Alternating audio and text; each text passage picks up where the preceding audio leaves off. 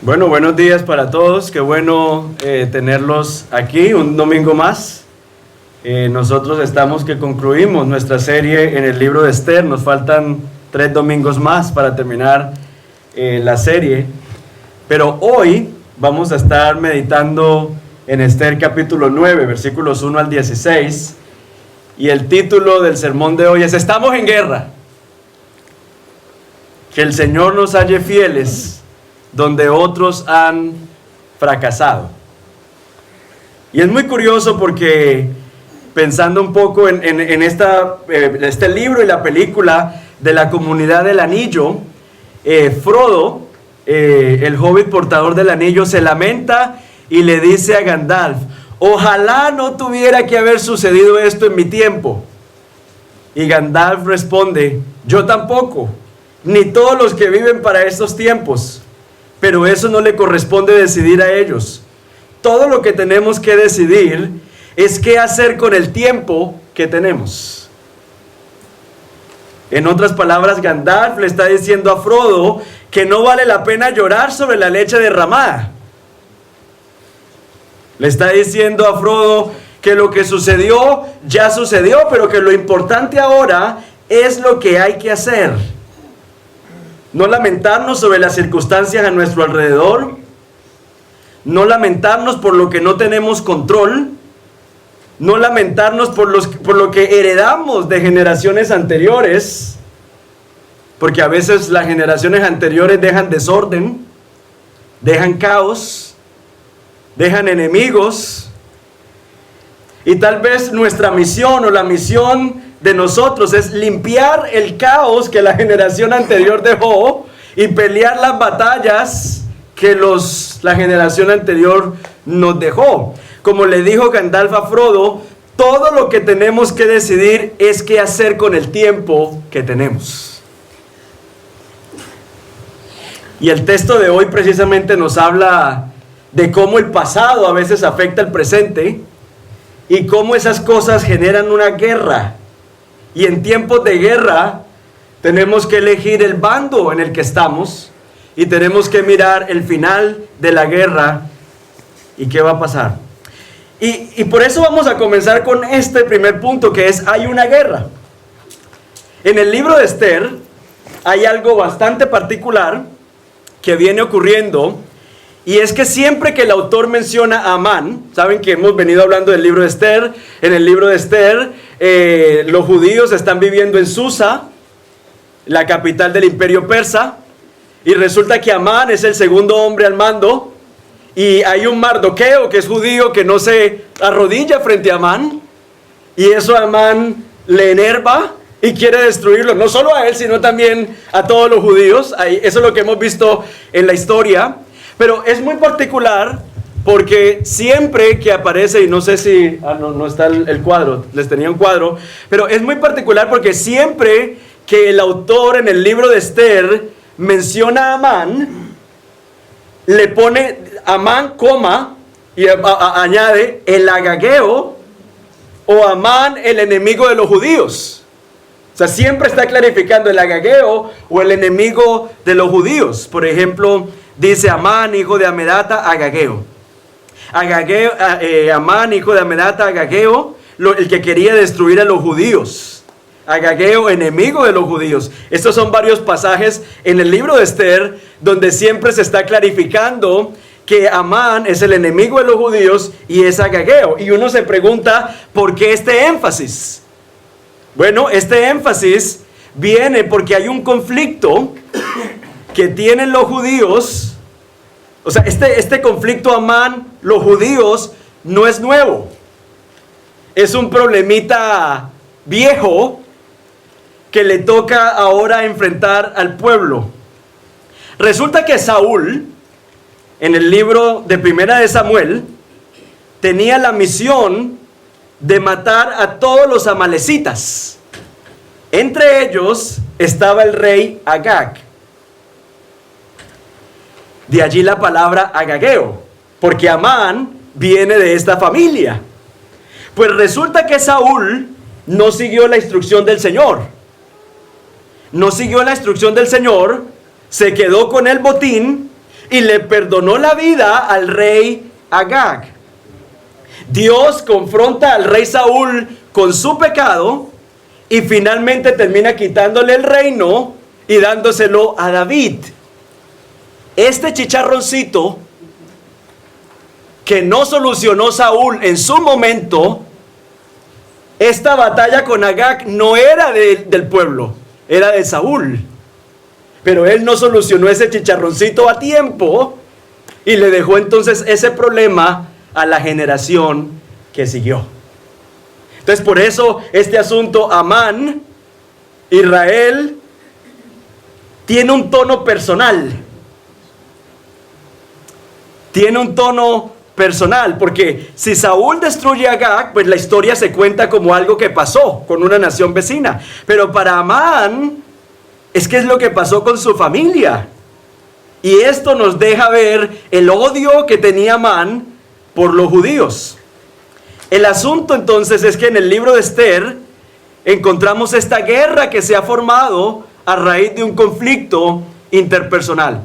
Amán viene y convence al rey de que haga un edicto que le autorice matar a todos los judíos. Pero hay un problema, y es que ningún edicto que el rey apruebe puede ser revocado. Eso lo dice en Esther 1:19 y Esther 8:8. Ningún edicto que el rey apruebe puede ser revocado. Entonces, lo que hace Esther, la única salida en este problema, es el rey hacer otro edicto en el que se autorice que los judíos se defiendan, que es lo que aparece en Esther 8:11. En ellas el rey concedía a los judíos que estaban en cada ciudad el derecho de reunirse y defender su vida. Entonces lo que tenemos son dos edictos, en otras palabras, una guerra. Ellos pueden acabar con los judíos y los judíos se pueden defender. Pues ¿qué tenemos ahí? Una guerra civil. Y la autorización del rey es de defender su vida, destruir, matar, exterminar al ejército de cualquier pueblo o provincia que los ataque, incluso a niños y mujeres, y de saquear sus bienes. En Esther capítulo 9 se llega el día 13 del mes de Adar. Yo me imagino esa noche del día 12, la noche antes de la guerra. Me imagino que no durmió nadie. Una noche poco plácida, cero tranquila. Algunos estarían angustiados, otros estarían haciendo llamadas de despedidas, otros ajustando cuentas pendientes, conflictos interpersonales. ¿Y qué pasa si me matan mañana? Yo voy a solucionar esta situación, porque cuando estamos en guerra, eso es lo que pasa. Y encontramos nosotros este ajuste de cuentas. Algunos se aferrarían a Dios, mientras que otros en medio de la guerra dudarían de Dios. Y uno dice, gracias a Dios no estamos en guerra. Pues hermanos, déjenme explotarle el globo. Porque estar en guerra es la realidad en la que nosotros vivimos después de ser expulsados del Edén. Nosotros vivimos en guerra con nuestro semejante. Nos da envidia, tenemos sentimientos de venganza, odio. Está en guerra. Santiago habla de esa guerra que vivimos dentro de nosotros mismos, contra los demás. Aquel que le veo lo que tanto deseo, eso produce en mí guerra. Pero no solamente, estoy en guerra conmigo mismo. Tengo culpa, siento desprecio, me comparo con otros, me veo a mí mismo y me menosprecio. Siento guerra con Dios, porque tengo rebeldía ante su voluntad. No me quiero someter a su voluntad, ni a sus propósitos, ni a su diseño. El ser humano, después de haber sido expulsado del Edén, vive en guerra. Y vive en una guerra espiritual, que a veces nosotros no dimensionamos. Los jóvenes viven en guerra. La guerra de con quién se van a casar. Y dimensionar cómo eso va a impactar la calidad de su vida en el futuro y los hijos. Vivimos en guerra. Después de Génesis capítulo 3. Y esta guerra que vemos nosotros aquí en el libro de Esther, obviamente aquí hay mucha sangre, pero quisiera argumentar que todo lo que hacen los judíos es en defensa personal, porque recuerden, en el edicto que acabamos de leer, se les autoriza de matar, destruir y exterminar, no solamente a los hombres, sino también, la que sigue, por favor, Brian. Bueno, ahí era lo que les quería mostrar a Agageo, enemigo de los judíos, pasamos, porfa. La que sigue. Ah, bueno, sí, aquí. Cuando nosotros vemos lo que hacen los judíos, dice, y los judíos hirieron, no a todo el que le dio la gana, hirieron ¿a quiénes? A todos sus enemigos, a filo de espada. Luego nos dice que mataron a 75,000 de los que los odiaban. O sea, no a todo el mundo, sino los que ya venían con el hacha y con la lanza a matarlos a ellos. O sea, en defensa personal, mataron de los que los odiaban, pero no echaron mano a los bienes. O sea, el asunto no es sacarle provecho a la situación, sino que el asunto es defenderse.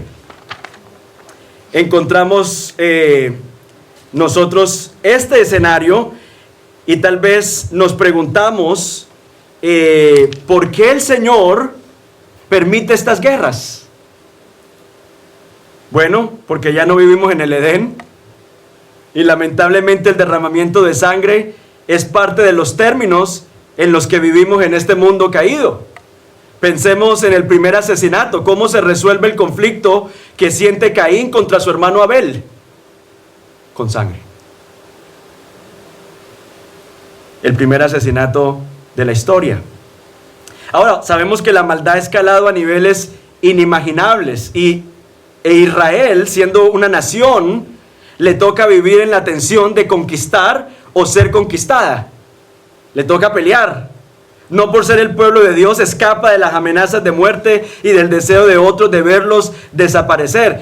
Claro, nosotros hoy, el pueblo de Dios, no es una nación, sino que es un grupo de personas de distintos pueblos, lenguas y naciones. Somos la iglesia y por eso nosotros no tomamos la espada.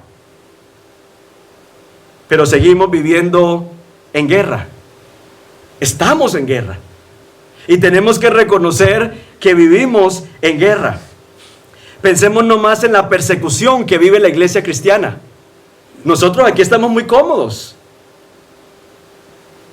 Si yo dijera las palabras persecución, discriminación, discurso de odio, inmediatamente pensaríamos en la comunidad LGTBIQ+. Pero lo que no dicen los medios es que la comunidad más perseguida del mundo son los cristianos. Se estima que 1 de cada 7 cristianos es perseguido en el mundo. Y cuando digo perseguido, no es que no los dejen usar los baños, no, es encarcelados, asesinados por su fe. 1 de cada 7 creyentes está sufriendo persecución. Afganistán es el país número 1 en el mundo en el que se viven niveles extremos de persecución. Y eso es porque vivimos en una guerra.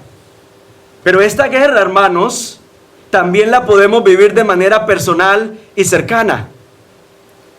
Hay una guerra invisible que estamos nosotros experimentando. La guerra de la revolución sexual, por ejemplo, que está buscando destruir todas las instituciones de la sociedad, del matrimonio, tener hijos, los roles entre los hombres y las mujeres, porque así nos vamos por fin a liberar y a encontrar la verdadera felicidad. Sin embargo, el resultado de estas promesas está lejos de cumplirse. Estudios muestran que entre 1970, que comenzó el boom de la liberación, a nuestros días, han entrevistado a mujeres de países europeos y todas ellas manifiestan que están mucho más insatisfechas que las mujeres en el 1970. Entonces, supuestamente están más libres, pero menos satisfechas. Parece ser que nos han metido gato por liebre, decía mi abuela cuando nos mandaban a la casa. Ojo que le meten gato por liebre. Parece ser que nos han metido gato por liebre. Los resultados muestran que los hombres casados tienen mayor movilidad y hay menos tasa de mortalidad. Curiosamente, los hombres casados tienen más experiencias sexuales que los solteros. Aunque aparentemente el propósito de la liberación sexual es que puedas disfrutar de tu sexualidad más abiertamente. El resultado, lo que está mostrando, es que el impacto de esta liberación en los solteros ha sido menos sexo y más pornografía. ¿Estamos en guerra o no? Que no hay misiles y que no hay todas estas cosas. Estamos siendo bombardeados en nuestra mente.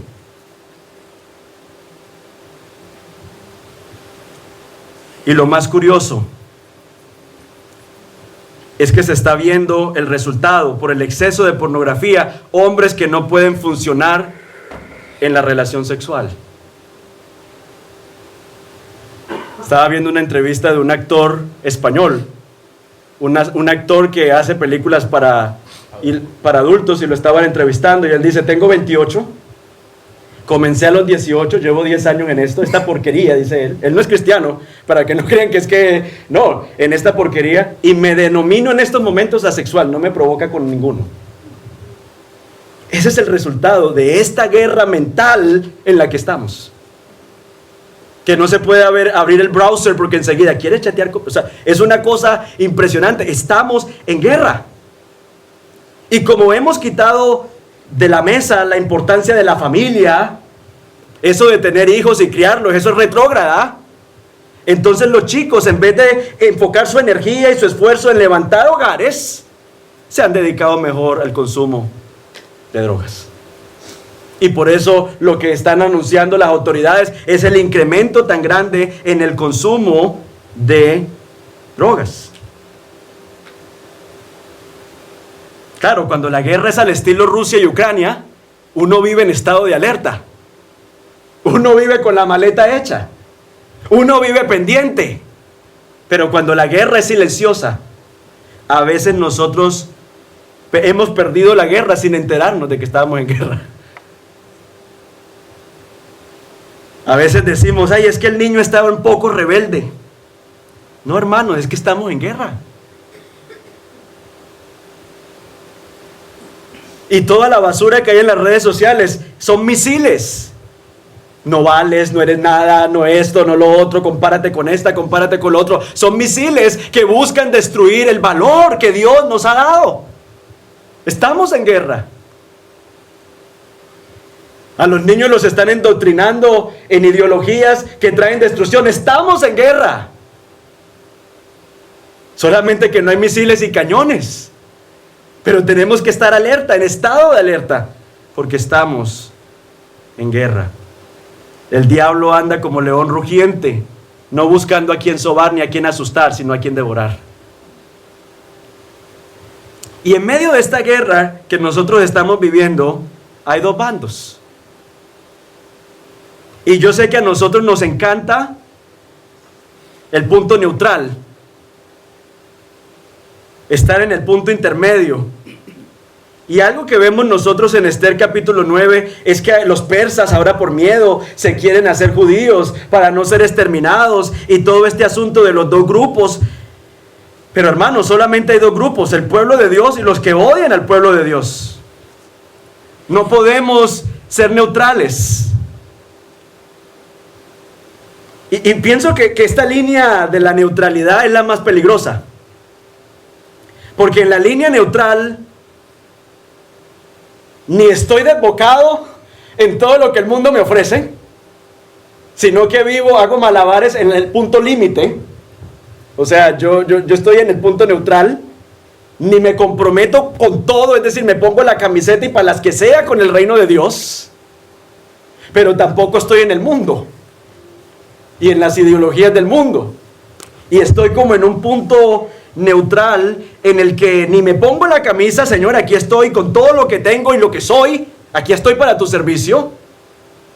Pero tampoco estoy allá, y entonces paso la vida en el punto intermedio, en el punto neutral, ni para un lado ni para el otro. Y la pregunta que creo que hoy el Señor nos está haciendo a nosotros como comunidad es: ¿usted en qué bando está? Porque no hay puntos neutrales. El día en que nos toque poner nuestra vida o soportar la cárcel.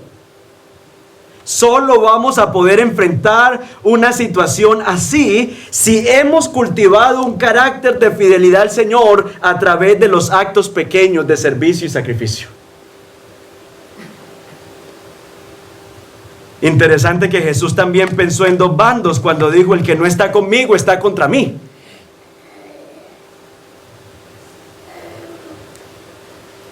En esta guerra, hermanos, tenemos que asegurarnos de que no estamos en el bando equivocado, que no estamos dando nuestra lealtad al reino de las tinieblas.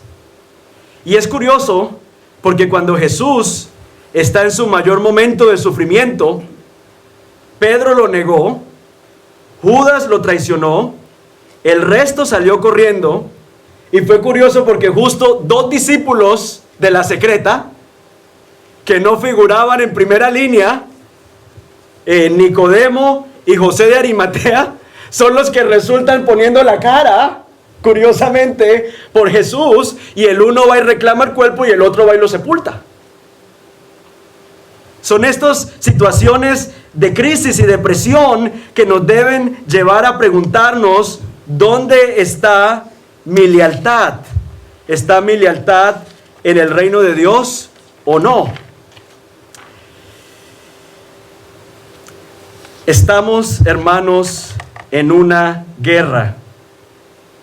Y cuando hay guerra, y cuando hay que pelear, entonces nosotros dejamos los conflictos que hay entre nosotros mismos. Porque más que yo estar criticando a Sara, o Sara estar criticándome a mí, cuando uno está en guerra, uno se da cuenta que tenemos enemigos muchos más grandes que enfrentar. Y por eso el entender que estamos en guerra nos debe a nosotros unir. Yo estoy más que seguro que entre estos judíos que están aquí peleando tenían sus discrepancias. Pero el ver que iban a ser aniquilados, esa amenaza mayor destruyó cualquier división que pudiera haber habido entre ellos. Como Pablo diría a los creyentes en Corintios: si un miembro sufre, todos los miembros sufren con él. Si un miembro es honrado, todos los miembros se regocijan con él. Lo que vemos nosotros en Esther capítulo 9 es que si un judío sufría, todos sufrirían. Si uno luchaba, todos se unirían a él. Si uno triunfaba, todos triunfarían.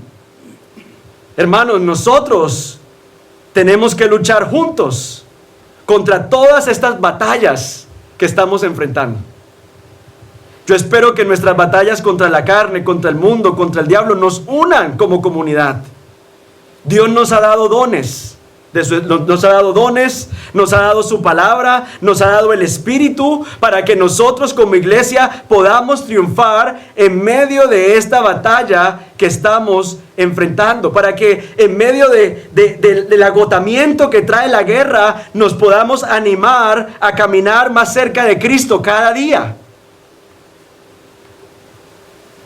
Mi oración por nosotros como iglesia es que este sea un lugar donde no estamos luchando unos contra otros, sino los unos por los otros. Porque es más fácil luchar cuando luchamos juntos. Y aquí sí entramos por la puerta el domingo y saludamos. Y no dejamos ver todo lo que está pasando dentro de nosotros. Pero en cada hogar, en cada familia, estamos viviendo situaciones difíciles, matrimoniales, con los hijos. Lo digo porque a mí me llega todo. Porque a mí me llega todo.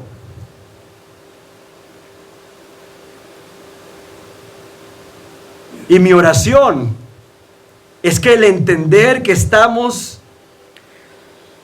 en guerra nos lleve a poner nuestras preferencias y nuestras discrepancias a un lado y que podamos luchar los unos por los otros. Mi deseo es que aparte de nosotros venir a escuchar la palabra del Señor, usted venga con la disposición de preguntar, ¿por quién puedo orar? De pronto usted, gracias a Dios, no tiene mucho problema. Sus hijos están organizados, están casados, no tienen mucho conflicto. Gloria a Dios que te ha liberado el tiempo y la mente para que puedas dedicar más tiempo en acompañar a otros. Porque es que estamos en guerra.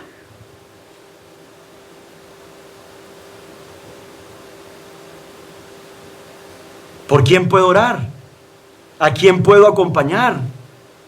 Tengo un dinerito en la cuenta. ¿A qué persona puedo bendecir? De eso se trata el Evangelio. De llorar con los que lloran. De reír con los que ríen. El Evangelio consiste en asumir en qué bando estamos en esta guerra espiritual que estamos librando, que es bastante palpable cuando uno sale y empieza a ver la cantidad de daño y miseria que hay allí afuera. Hermanos, nosotros somos la sal y la luz de este mundo. Nosotros tenemos que caminar, hablar y sentir como Cristo sintió, vio con el corazón y la compasión de Jesús en medio de un mundo que está quebrado, hermanos.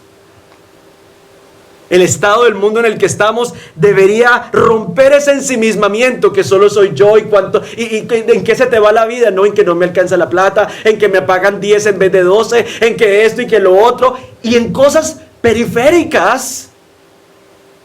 Cuando hay personas que tienen a sus hijos en el hospital, cuando hay gente, madres solteras, no puedo decir nombres, aquí hay madres solteras, esta semana con su hijo en el hospital por el consumo de drogas. El riñón de su hijo ya no le sirve. Pastor, ore por mí, estoy desesperada. Pero llegamos aquí, sí, bendecida en victoria. No, hermanos, todos aquí estamos quebrados y nos necesitamos, porque estamos en guerra. Y yo los necesito a ustedes. Y todos necesitamos de todos. Porque ese es el estado en el que nosotros nos encontramos. Y mi oración es que el Señor en esta guerra nos halle fieles donde otros han fracasado. Porque finalmente en esta guerra hay un solo vencedor. Al final de este relato, a pesar de la cruda guerra y los dos bandos, solo uno salió vencedor, solo uno pudo celebrar. Mientras los persas lloraron a sus muertos, los otros se alegraron por la victoria del Señor. Esto me hace pensar en Éxodo capítulo 14, cuando Israel está en Egipto como esclavo y el Señor abre el mar para que ellos pasen y el pueblo es preservado, mientras que todo el ejército poderoso de los egipcios queda en las aguas, flotando en el mar, reducidos a la nada. Porque, hermanos, yo les digo una cosa: Dios está con nosotros y Dios está peleando por nosotros, su pueblo. Peleó por Israel y lo sacó con mano poderosa de Egipto. En el libro de Esther es lo que estamos viendo. Aunque estaba el día decretado para que ellos murieran, el Señor peleó por su pueblo. El Señor está con nosotros. O sea, en esta guerra yo no quiero que usted salga de aquí cabizbajo y no sé cómo vamos a enfrentar. No, yo quiero que salgamos de aquí con la convicción de que el Señor está con nosotros y que la batalla es del Señor, pero nosotros tenemos que hacer nuestra parte en esta situación. Pero la batalla es del Señor. El Señor estuvo con Israel. Y de hecho en Hechos 9, 4 al 6, cuando Saulo está persiguiendo a la iglesia, Jesús se le aparece en el camino a Damasco y le dice: Saulo, Saulo, ¿por qué me persigues? Y uno dice: pero ¿cómo que por qué? ¿Quién está persiguiendo a Jesús? Y Jesús ascendió y los que están aquí son sus discípulos. ¿Por qué me persigues? ¿Cómo así que por qué me persigues? Sí, porque es que lo que haces contra Leonor, lo que haces contra Mari, lo que haces contra Oscar, lo estás haciendo contra mí, porque ese es mi cuerpo. No quiero que salgamos de este lugar pensando de que estamos solos o con miedo por la guerra que estamos viviendo, sino confiados en que el Señor está con nosotros y el Señor nos ha dicho: he aquí, yo estaré con ustedes todos los días hasta el fin. Romanos 8:28 dice que todas las cosas cooperan para el bien de los que aman a Dios y son llamados según su propósito. Todas las cosas cooperan para el bien de los que aman a Dios y son llamados según su propósito. Lo vimos con José, los hermanos lo quisieron vender, pero el Señor obró en medio de esa situación y terminó José como segundo al mando. Lo que los hermanos pensaron para mal, Dios lo encaminó para bien. Dios trabajó en la vida de Daniel, que estuvo en Babilonia también, y ahí en medio de toda esa situación, Sadrach, Mesach y Abednego, los amigos de Daniel y sus amigos, terminaron también siendo respaldados por Dios, porque lo que intentaron contra ellos para mal, Dios lo encaminó para bien. Y en Esther vemos la misma situación, que lo que han pensado para mal, Dios lo encaminó para bien. Y cuando dice aquí que todas las cosas no son solo nuestras propias acciones, sino también todo lo que los demás intentan hacer en nuestra contra. Dios hoy sigue obrando para nuestro bien. Y por supuesto, la prueba reina de que Dios es soberano y termina tornando las cosas, volteando la tortilla española sin que se le dañe, es la cruz de Jesús, en donde tanto Pilato, Herodes, los líderes religiosos y todos actuaron con malas motivaciones, pero el Señor utilizó la cruz como un instrumento de redención para todos nosotros. Terminó obrando para bien. El Señor está con nosotros y el Señor también trae juicio. Dice el Salmo que Dios no se alegra en la muerte de los impíos, y nosotros tampoco. Pero parte de la santidad de Dios es la justicia de Dios. Y nosotros leemos en Esther 9 las cifras, que 500,000 hombres, que esto, y uno dice: uy, qué mundo de gente. Pero ninguno de los que murió en esta batalla era inocente. Porque el texto bien dice: los que odiaban a los judíos. Ninguno de los que murió aquí eran inocentes. Y la escritura es clara en decir que la paga del pecado es un tiquete a Winter Wonderland. La paga del pecado es muerte. Porque todas nuestras acciones nos afectan a nosotros, afectan nuestro entorno, afectan a otros. O sea, el pecado es como un cáncer que hace metástasis. Daña la sociedad, daña nuestra vida, afecta a nuestros padres, afecta a los que nos rodean. La paga del pecado es muerte, muerte física, muerte espiritual. Y Dios es tan amoroso que no puede ser indiferente frente a los efectos que el pecado genera. Que a veces decimos: ay, pero ¿cómo Dios juzga? ¡Qué horror que Dios juzgue! Horror sería que Dios se hiciera el de la vista gorda frente a todas las injusticias que existen en este mundo. Pero Dios es un Dios de amor, al punto que no puede ser indiferente frente al pecado y los efectos del pecado en nuestro mundo. En otras palabras, el hecho de que Dios traiga justicia debería ser una buena noticia para nosotros. De lo contrario, ¿quién va a defender la causa de todas esas mujeres y niñas que son llevadas en la trata de personas? Entonces, ¿esa gente se va a salir con la suya? No, porque hay un Dios que no se hace el de la vista gorda ante las injusticias que hay en este mundo. El ser humano sí se hace el de la vista gorda. No nos metamos. Si me salpica, no me meto. Pero no, Dios es un Dios que ama tanto que no puede ser indiferente ante las consecuencias del mal y del pecado en nuestro mundo. Y por eso encontramos nosotros aquí el tema del juicio de Dios. Y es por eso, hermanos, que como la paga del pecado es muerte, y ninguno de nosotros, por sus propios méritos, puede escapar de esta paga, por esa razón es que el Señor nos ofreció una salida, que fue el sacrificio de Jesús. Como dice Pablo, aun cuando éramos pecadores, Cristo murió por nosotros.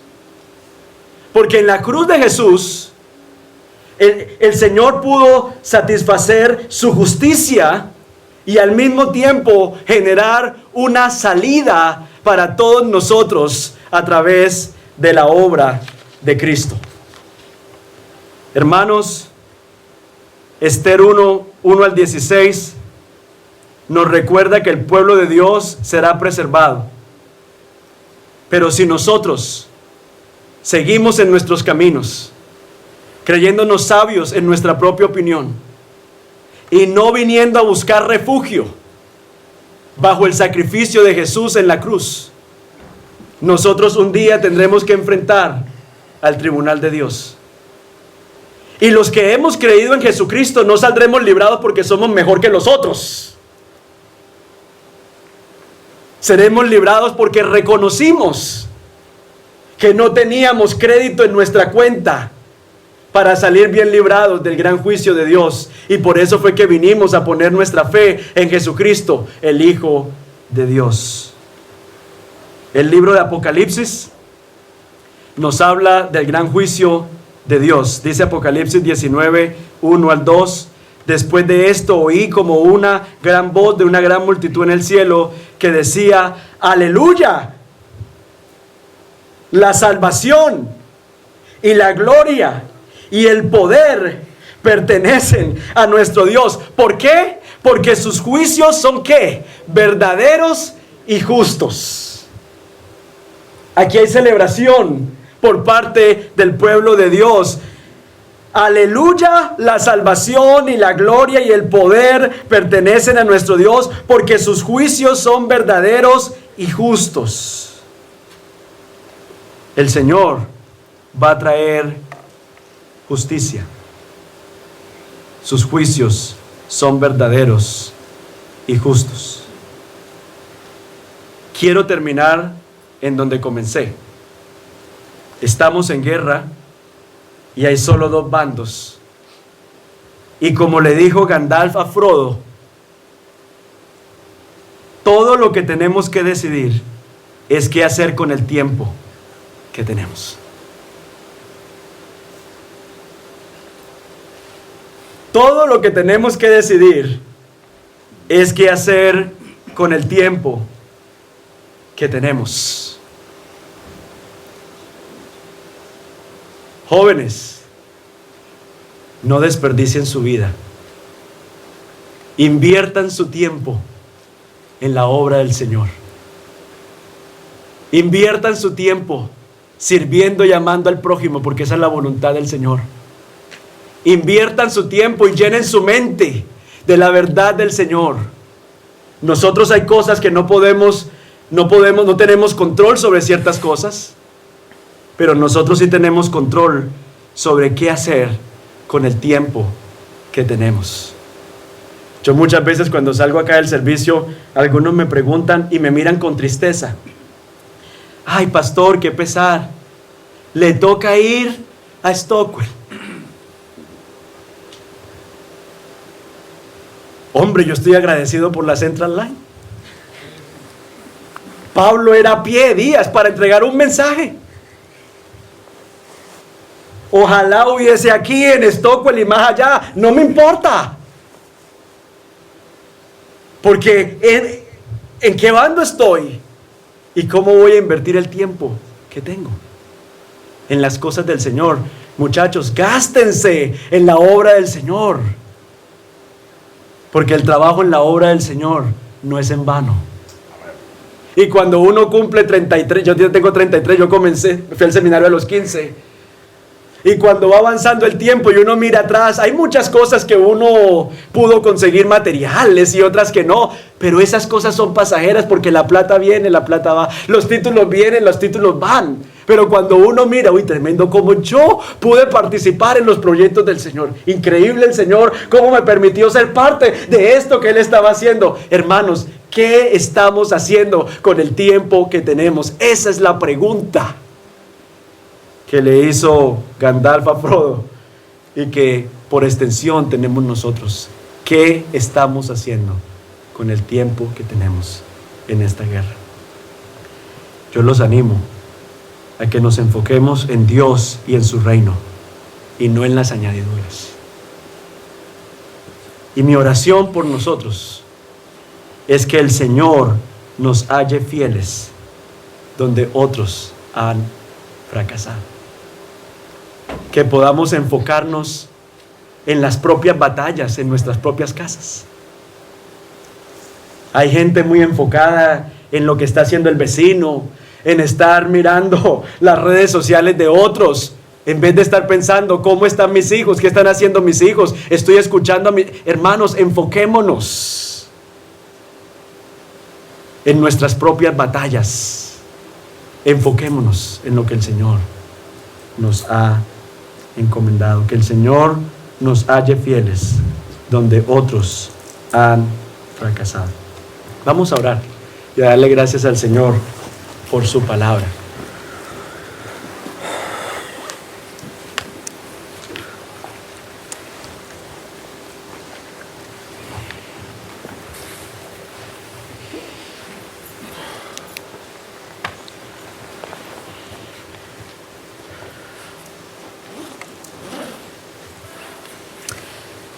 Señor, te damos muchísimas gracias por recordarnos hoy que estamos en una guerra, que nuestros hijos, nuestras familias están siendo bombardeadas todos los días. Y nosotros, Señor, como comunidad y como iglesia, queremos venir delante de ti hoy para pedirte que nos ayudes, Señor, en medio de estas batallas que estamos librando.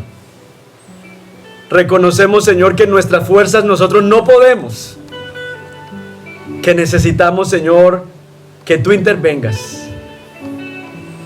Que tú intervengas, Señor, en medio de nuestras circunstancias. Yo oro, Señor, por mis hermanos aquí presentes. Señor, solamente tú sabes los conflictos, las situaciones que están viviendo cada uno de ellos en sus propias casas. Internamente, Señor. Pero no estamos solos, tú estás con nosotros.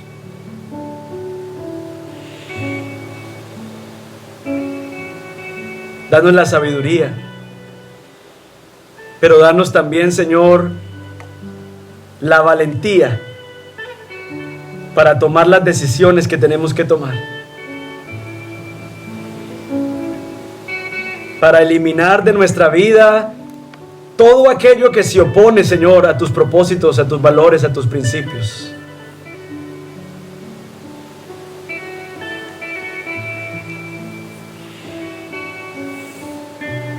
Señor, queremos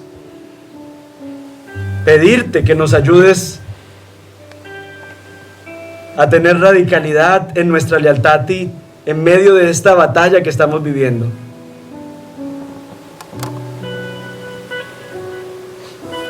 Estamos todo el tiempo, Señor, bombardeados las redes sociales, los pensamientos que vienen a nuestra mente.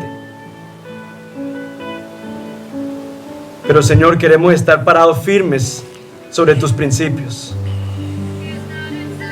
Señor, quiero orar y pedir que seas tú obrando en medio de nuestras vidas. Señor, y quiero orar y pedir para que seas tú, Señor, ayudándonos en nuestra propia lucha con el pecado, Señor. Cada uno de nosotros tiene áreas, cosas que sabemos, Señor, que hay en nosotros que no nos gustan, que no queremos, y te pedimos, Señor, que nos ayudes también a ser radicales en nuestro compromiso contigo. Yo te doy gracias, Señor, por este tiempo, este momento que hemos podido escuchar tu palabra. Y te pido, Señor, por el mundo en el que estamos, estas nuevas generaciones, Señor, toda esta revolución sexual que en vez de llevarnos a florecer, nos está destruyendo. Oramos, Señor, por todos aquellos jóvenes, Señor, que están dominados por las adicciones, a la pornografía, la adicción, Señor, a las drogas, para que tú los rescates, Señor, de allí. Y todas estas cosas te las pedimos en el nombre de Jesucristo, nuestro Señor, en Cristo Jesús. Amén y amén.